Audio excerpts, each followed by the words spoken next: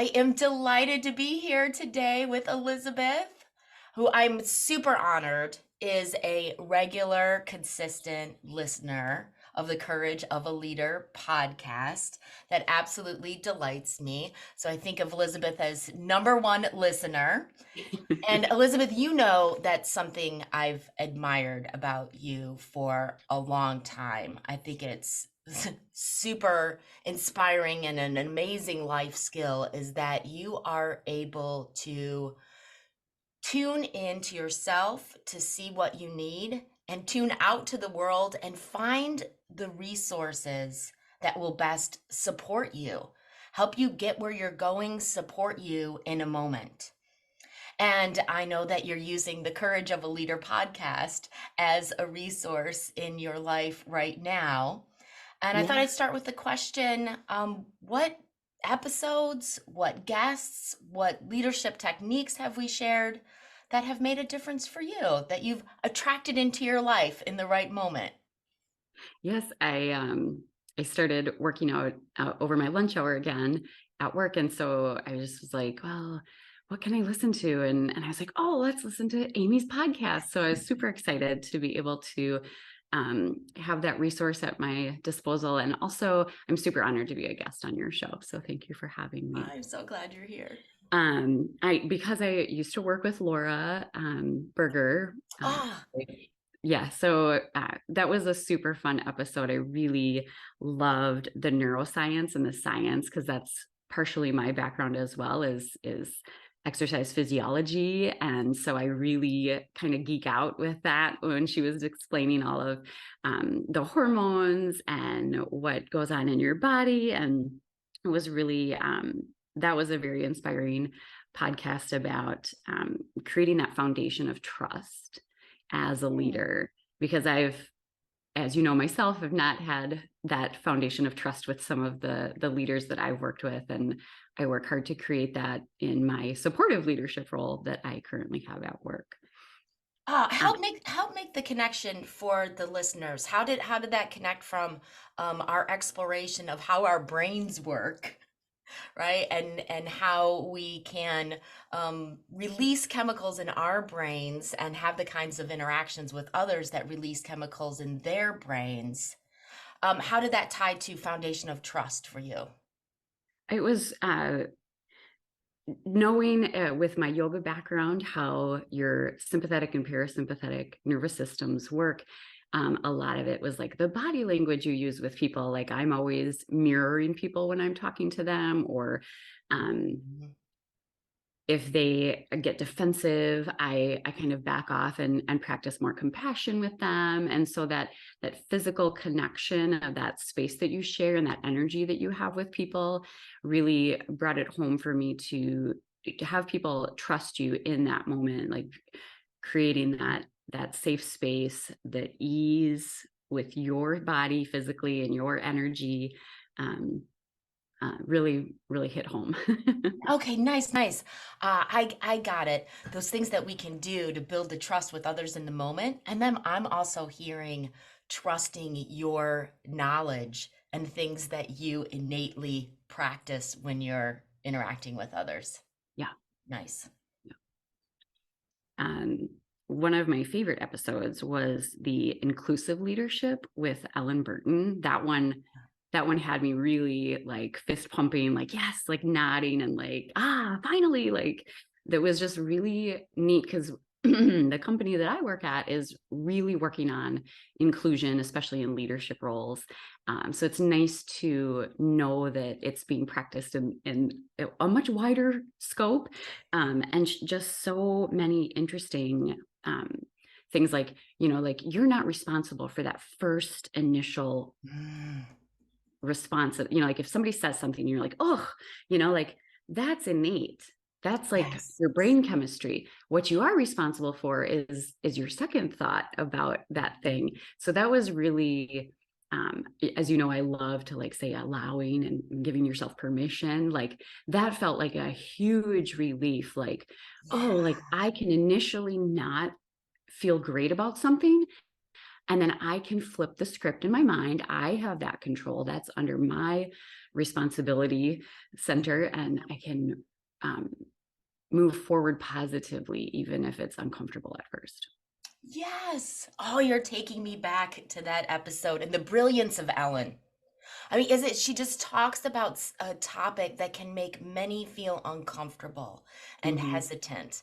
Even if they have great intentions, they want to be an inclusive leader, but we can get so afraid of doing it wrong and Yeah. doing something that actually offends someone and excludes them when we had the opposite intention. But Ellen makes it so accessible. She talks about it in a light way. Like, hey, we're humans and we're goofy and we're going to mess up and we're not going to understand everybody else's filters and experience. And I remember the relief of we're not responsible for our first thought. Yeah. It's Yeah. ingrained bias. It's been socialized. We've all got it. It's human nature. And coming back to the Mhm. brains, and Right. it's there in our brains to protect us. Just anything that is unfamiliar, our brain goes danger, danger, danger. Yeah. Yeah. Yeah. Oh, great. And there's, I mean, you had so many amazing guests, and was it Simon with the environmental Ah, impact Simon of Bailey, business? yes. That pod like really hit me hard. Like I was Mm, like, this is incredible that he's mhm. taking this and just opening it up and putting it out there. And I, because that's, something near and dear to me as well, is the environment and what it's going to look like in 20, 30, 40 years. And to know that that's happening in the greater business scope around the globe was just really made me happy. Yes, that's bringing the word accessible to my mind again, Hmm. too, because how Simon talks about it is that's another one where folks can get overwhelmed. Yeah. Right. Okay. Care about the climate change. We care about making our planet more sustainable, um, and just feel overwhelmed. And what can one person do? But Yeah. calling us all to step into our leadership, our passion, right? What do we care about? How do we want to have an impact? And what's the sphere of influence that we want to do that inside of? What works for us? Yeah. He makes such a lovely invitation Hmm. to that. And yeah, and not in a way like you should. Yeah. Yeah. Yeah. Yeah. Ah, terrific. We will get the direct links to the podcast episodes that we've talked about into the show notes. Elizabeth, let me tell our listeners a little bit about you. Elisabeth Herbner has been helping people reach their goals since studying health and wellness in college. I am the recipient of her help and support. I am one of those people. She owns her own business teaching yoga, where she is fulfilling her purpose of bringing peace, light, and love into the world. I know I feel those every time I'm with her. Elisabeth has worked with a wide variety of clients, from professional athletes to librarians. In 2014, she actively chose to step down from people leadership and full time fitness to start working in healthcare.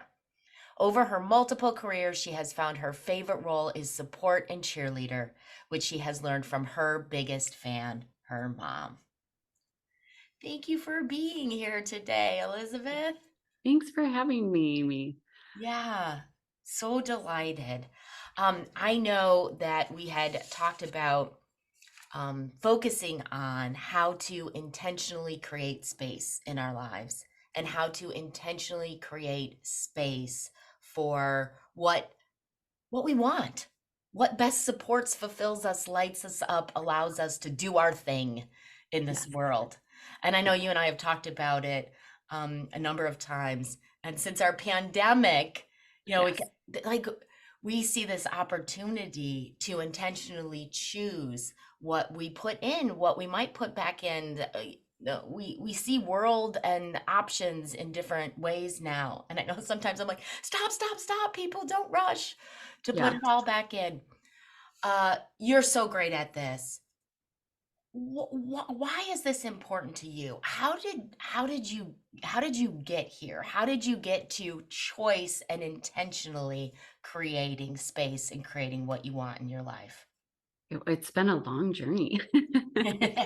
um, I my yoga practice has just been my foundation for a very long time now. So I think I took my first yoga class in high school, and just have, you know, it's blossomed from there. And Yeah. just all of the practices that I use. I tell my yoga students that I am a recovering type A um, runner. So Okay.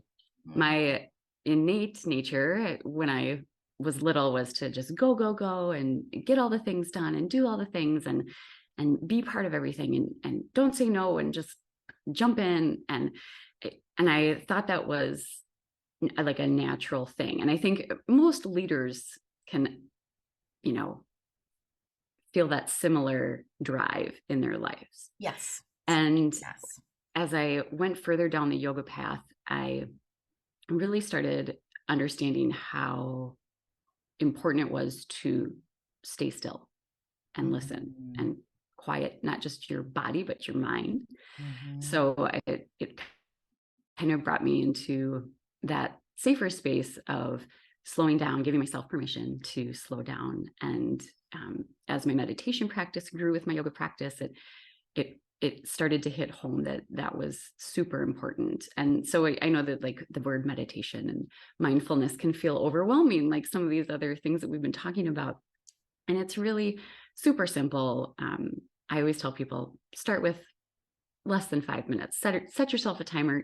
Meditation can be while you're brushing your teeth or connect it to that Mhm. habit of brushing your teeth. So like encouraging Mhm. that. But what I found from creating that space is that it gives your mind the space to think new thoughts. And so I Mhm. like to call those the aha moments. So if you're willing to share Yeah. your first, if you can remember your very first aha moment. Yes. So this is probably the memory that comes up whenever folks ask me, what's your first vivid memory that you remember? It is in kindergarten. We had an assignment, Elizabeth, to do a page of capital A's. And I took my pen and I made the mountaintops across the line without lifting up my pen. And then I put the cross of the A's across it. And I thought I was super clever. Like this was efficient, right? This was a great way to get this assignment done, right? And then turned that in, and I got called to the front of the classroom the next day and was told that although clever, this was not the assignment. So it was that moment where I made up like, now I'm going to be a rule follower. Now I'm going to be a good girl. But it was also an aha of, oh, people see things different ways, right? There's different perspectives here. Brains work in different ways. That's powerful. Yeah. Oh, that makes me think about an aha with my son. He was about 7 and he was learning to stop sucking his thumb. And finally the dentist said, "You have to stop, right? It's gonna cause issues with your teeth and your jaw." And his face went white during that dental appointment. But as the dentist suggested, we put together a little reward program. And Elizabeth, he actually was so sweet about the award program that he put together. It was like 4 days without sucking my thumb. Then I get a chocolate milk. And then like 4 more days. And then I get another chocolate milk. And then there was a toy at the end of like 45 days. Well, one day he had been to school, he'd been to after school, he'd been to a friend's house, and I was picking him up and I was really showering him with praise.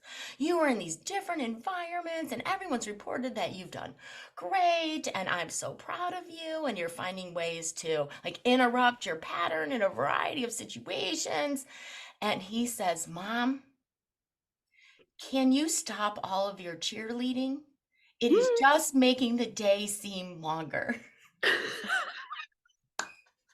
Well, kudos for asking what he needs. Right? So he asked for Jakey. what he needed, and I was like, whoa, this kid is wired differently than I am, right? Like, I'll take that positive reinforcement, that praise all day long. And I'm like, style differences.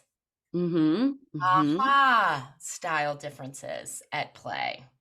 Yeah. Right. And the thing that sometimes just gets me, and I work with leaders who I know have great intentions, but their actions are being counterintuitive, right? They're giving what others don't want or need in that Yeah. moment because they Mm-hmm. operate differently. Yep. They would like something different. Right. So Yeah. we need to have those conversations about what works for you, Yeah. what best Yeah. support you, what best Yeah. supports you in this moment. Oh, I like your framing of these aha moments. Yeah. Yeah. So my first vivid memory uh, Yes. that I can remember, and I think it was probably around the same time as yours. I know it was definitely grade school, was that, and I don't know if you experienced this, but I personally experienced deja vu. Yes, I do.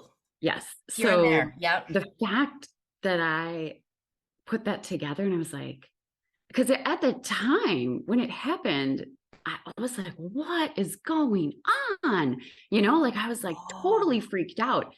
And then I I was don't like, remember having them as a young child. Oh, I've interesting. always I've always had it. And I was totally, and then it hit me. And I was like, holy cow, this is incredible. And so I've always used that deja vu presence in my life as like, you are going in the right direction, like this is your path, you're on the right path, like. And it's funny because I've told people that, like, when I worked in Chicago, um for the training center, like I literally had it out on a training ride with my boss, and I told him that, and he looked at me like I was from Mars, and I was like, you're kidding me, you've never had this? Like, oh my god, like it's just, again, that different experience and different, you know happenings for everyone, and how we And all I move love through what it. you made it mean. You made it mean synchronicity, on the right path, like heading in the right direction, right? Like this was meant to be. I already saw Mhm. this. Yeah, yep, yep. I've been here. Yeah, I know how yeah. to say Oh, that. love it. Oh, that gives me Yeah. goosebumps. And then, do you remember your most recent aha moment? What is my most recent aha moment? I can go first, and then maybe it'll Okay. give you Yeah. time to think. I've had quite a few lately. Yeah. My coworker was out on medical leave, and so I was doing two roles for a little bit. And one day I was like folding towels, and I was doing it real fast because I thought I was in a hurry. And I realized, like, how you do anything is how you do everything. And so I just slowed down and I peacefully folded the pillowcases and the towels because I wasn't in a hurry. And I shared that with my yoga class, and I was like, oh. And then just Sunday, I was subbing yoga for my the woman who owns the studio I work at, and she has this interesting person that comes to class, and she has these letters that light up in the front of the room that spell peace. Mm. And I was talking about how my version of gentle yoga was very different than hers, and I take that gentle part very seriously, and so it was a different pace that we were practicing at. And he was like, yeah, you can get your peace at a different pace. He just like took Ah! me. I was like, whoa, like that's so cool. And then just yesterday, as I was prepping, finalizing my notes for the pod, I had another aha moment about how to share creating this space with people. So I was just really, really happy about that. Oh, awesome. I love that. You can create peace at your pace. Mhm. Yeah. So this feels like a little thing. 2 days ago, um, I wasn't getting to my run until late in the day, so it was happening at the gym. And at the gym, I've got a 1/4 mile track, so it's pretty nice. Monday evening, it was pretty busy on the track. But I was having a good run. I had some good pep. I was thinking through some things in my head. It just felt like a great space. And there starts to be two gentlemen who are walking side by side, and they're taking up the whole track. And there's a running lane, and then there's a white line and then there's the walking lane, right? And I'm just thinking like I've seen I've seen other pairs of people walking on the track, and they're careful to look for the runners and then like scoot themselves over. These guys were oblivious, right? So every time I went by and I did 10 miles and they were walking for a good portion of it, excuse me, right? And Any luck? I felt myself starting to get like, really, gentlemen, Hmm. like this is a track. I'm coming around, like, and I just said, "You're having a great run. What are you doing? Like you do not let this take away from your great run." Because I was getting into the like, I should stand up for myself, I should say something, I should da da da da. And I'm like, "You're having a great run. Like what would have you continue to have a great run?" And I'm like, I don't want to say anything to them because then I don't want to worry about whether how they took it or what happened or whatever. I just I'm just gonna I'll just keep saying excuse me. And I'll Good just for keep you. getting out of the way. So just I like, aha, like I have a choice here, right? I'm Yes. starting to get wound up about what I should do and what they should do and what Yeah. they should not be doing in this moment, right? Which is allowing me to, like talk about it in humor. Yes. Yes. And that's the perfect example of like retraining your brain and creating space for new thoughts. And I like your distinction of naming them as aha moments, right? So that we recognize that we're having a choice, that we're shifting our thinking Mhm. in the moment, because each time we do that, it alters our destination. It Yeah. alters our destination for the run, for the day, for the project, for the relationship, Yeah. whatever it is. So to have like aha mile markers is really great. I'm taking It that on. yeah. It and it's so it seems so small, but it's those small things that, and that's what I think about like this space aspect, is that it seems so trivial. Like why do I need to make 5 minutes of journal time in the morning before I go to my phone? Like why are these things important? And it's because you mentally, emotionally, spiritually need a little space.